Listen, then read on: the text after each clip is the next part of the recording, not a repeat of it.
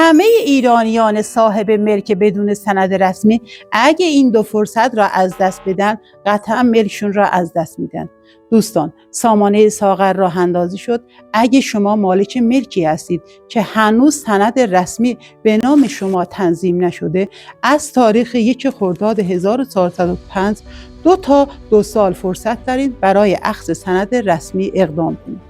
2 سال اول مستندات ادعای خود را در سامانه ساغر درج کنید. مستندات اعم از قولنامه، بیعنامه، شهادت شهود یا هر دلیلی دارید مبنی بر اینکه مالک آن ملک هستید، در 2 سال اول باید این مستندات را در سامانه درج کنید.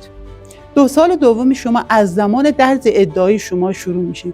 باید بری با توجه به موضوع پرونده‌ات پیگیر سند رسمی بشید. حالا کیا باید این 2 سال را حتما رعایت کنند؟ 1.